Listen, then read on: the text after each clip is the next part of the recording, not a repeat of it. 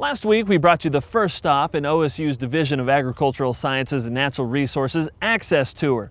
Today, we take you south of Enid to Wacomas and the Pollard Ranch, where representatives from P&K Equipment were on hand to talk about the future of farming. Right there! Did you see it? That subtle move is the future of farming. Hands-free driving, thanks to today's GPS controls.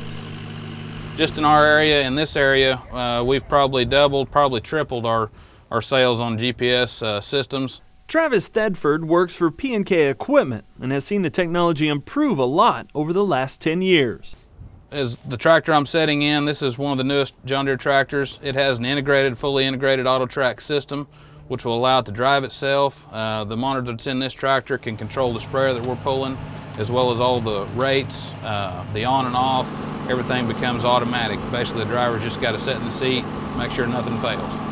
Well, I always look at it kind of like a cruise control on a car. Is it beneficial? Well, if you're driving down the interstate, if you're driving to Oklahoma City from Stillwater, yeah, it's beneficial. It takes a little stress off the operator.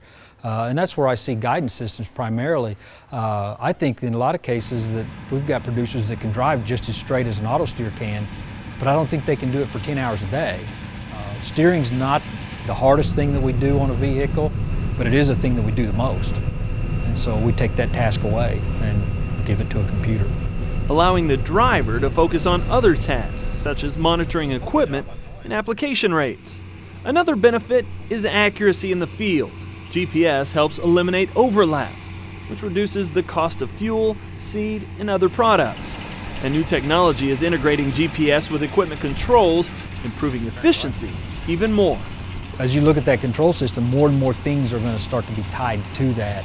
And like auto shut-off on planters or boom sections on sprayers, where now you're not going to double spray areas. It's going to shut the boom sections off automatically as you come across those areas. When you figure in your fuel savings, your time, your lessen your overlap, and then all that stuff goes into a kitty, you're gonna hit a return on investment. Depending on how many acres, you could do it in a year. Some guys, it might take a couple years. The cost of these systems depend on how accurate you want to be. GPS accuracy, I always say, is like horsepower. If you want more, you pay more. There's upsides and downsides to most systems. If you look at the WASP system, it's generally a lower cost system, and it's also a lower accuracy, in that plus or minus 10 to 12 inches range. Maybe a little better than that some days, but probably generally not worse than that. And it can go anywhere. The most expensive and most accurate systems are called RTK systems, or real-time kinematic.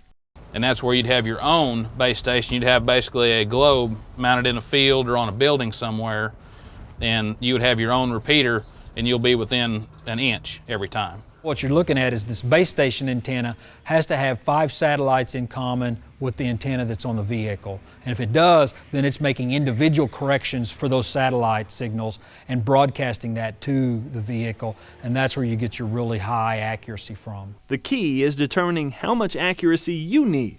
So whether producers have it or are thinking about getting it, GPS-driven and controlled tractors aren't turning over the wheel anytime soon.